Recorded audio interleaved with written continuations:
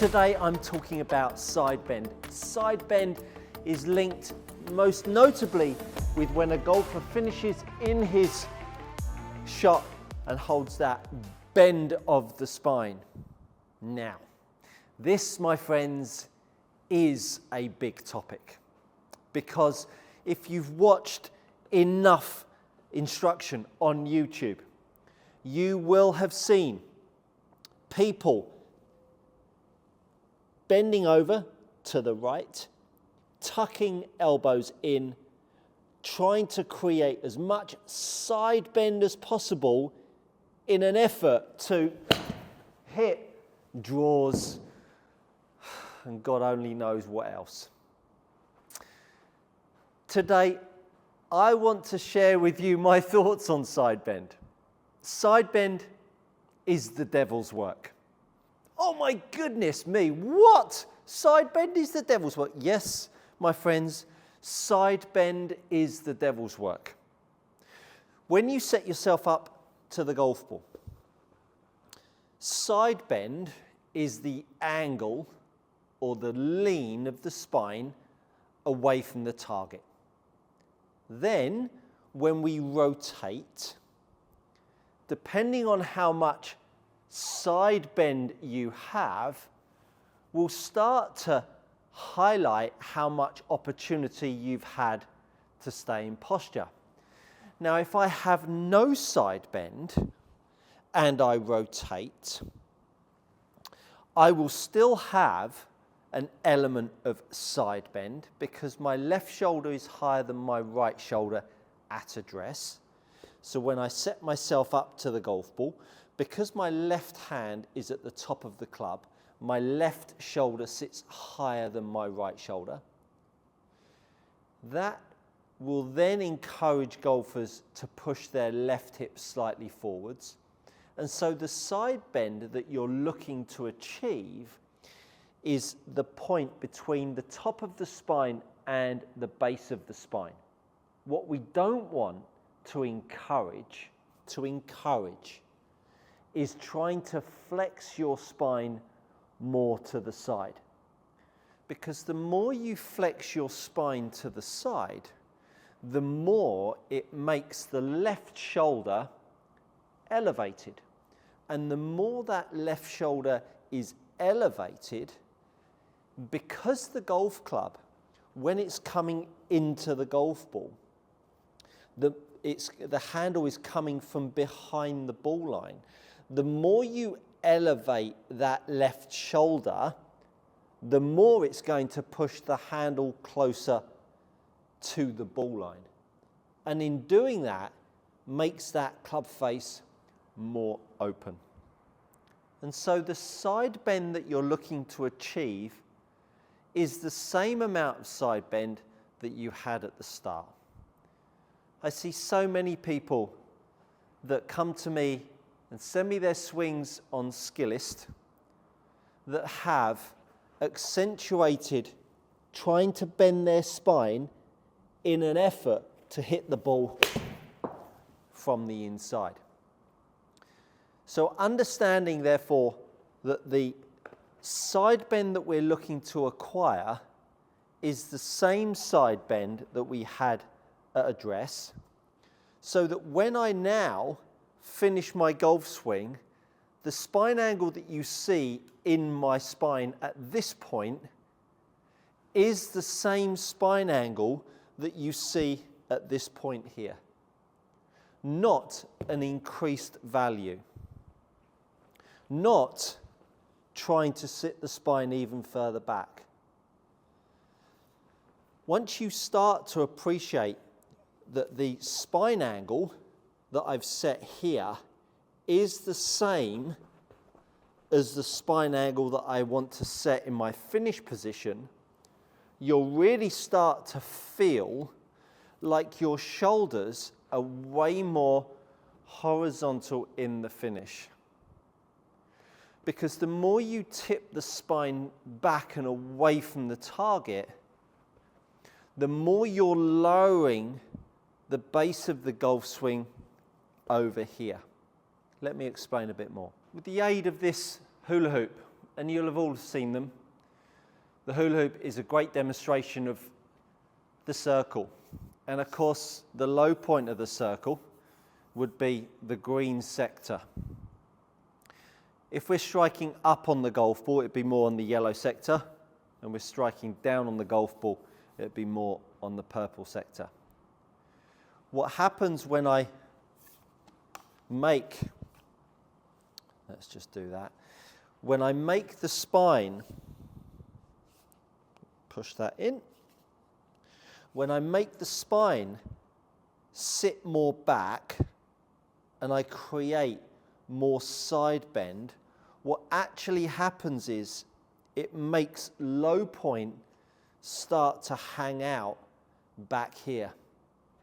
And so the more I create side bend, the more it's trying to make me drive my hips more forwards, to bring low point from being too far back to now more up.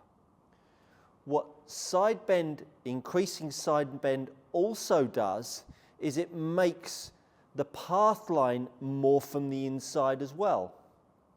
So I not only move the low point back, I also move the path line more from the inside.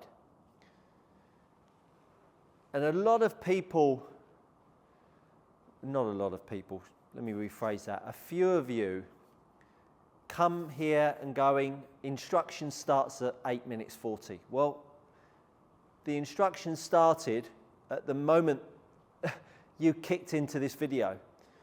Because if I don't give you an understanding of what we're trying to fix and why we're trying to fix it, the fix has no meaning.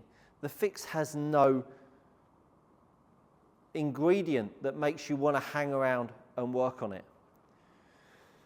So understand, therefore, that the more I move my spine back into side bend, the more I must bump my hips forwards.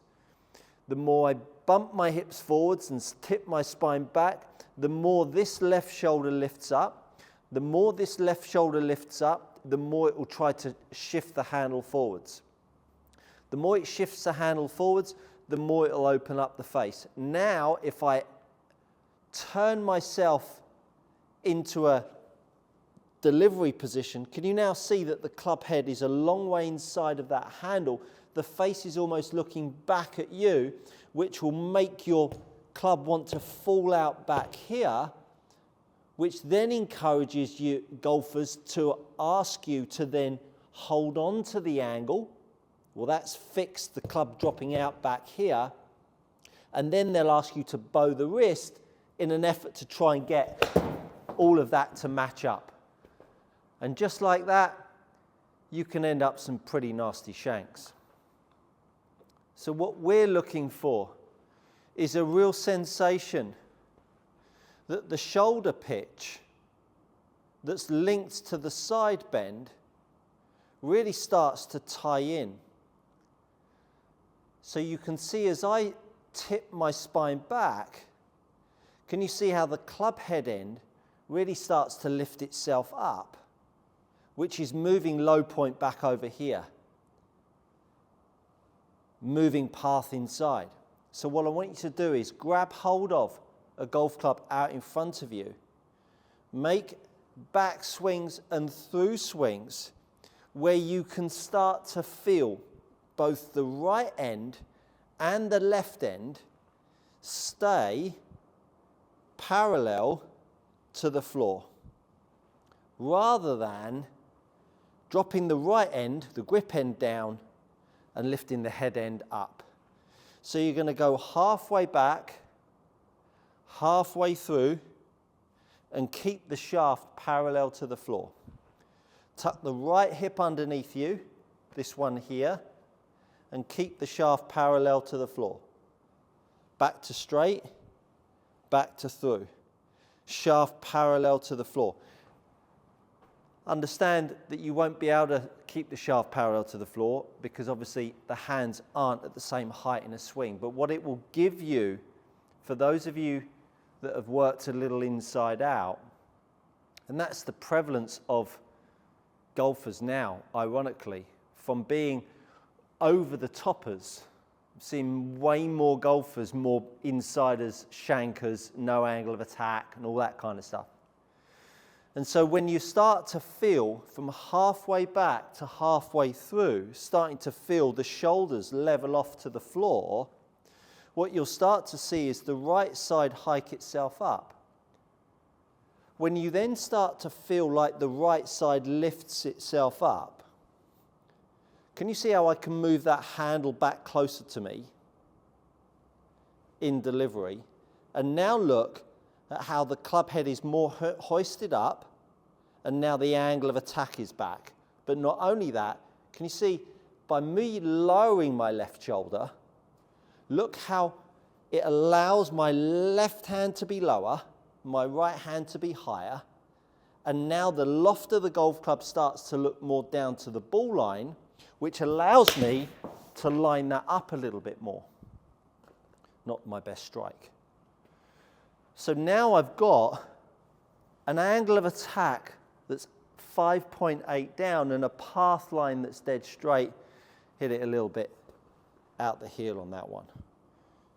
So left hand is pushed more down. Left shoulder's going to feel a little lower as opposed to left shoulder much higher and right elbow tucked in.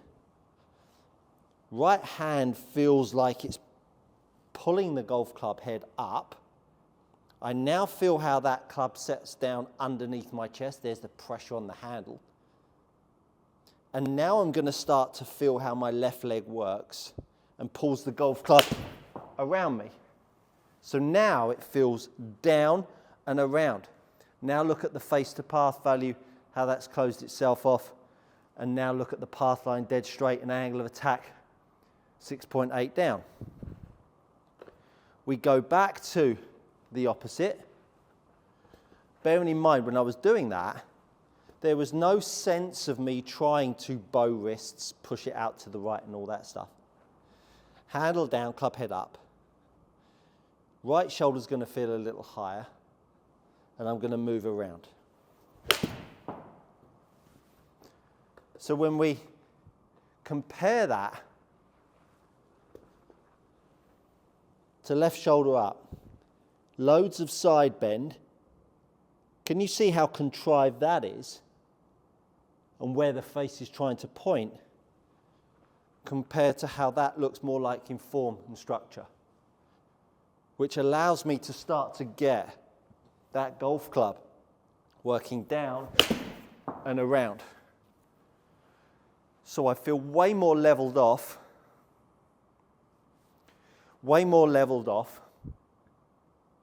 as opposed to tucked under and pushed out, which frees me up to the left side of my golf swing, the finish position of my golf swing, to allow me to start to feel like my shoulders are starting to level out rather than my shoulders are starting to hitch up and pitch down. So side bend of the spine really affects the shoulder, really affects the lead hand, and really affects where the head and face tries to point. Now the side bend is just really, I've spoken really about the belt line upwards. This side bend of the spine. Don't encourage it, people. If you're trying to make your path go from the inside. If you're tired of paying too much for your premium leather golf gloves, head over to gxgolfgloves.com. These are gloves trusted by tour players and elite amateurs alike. Use my code GOODCOACHING to receive 10% off your next order. Go try them out. You won't be disappointed. Through side bend of the spine, you're absolutely barking up the wrong tree. I absolutely promise you. Hopefully that's given you some insight on a little topic called side bend. I'm going to do more on this, just like so many other bits of ingredient of the golf swing. Hopefully it's been insightful. Do consider subscribing while you're here. I look forward to seeing you next time, and that, my friends, is good coaching.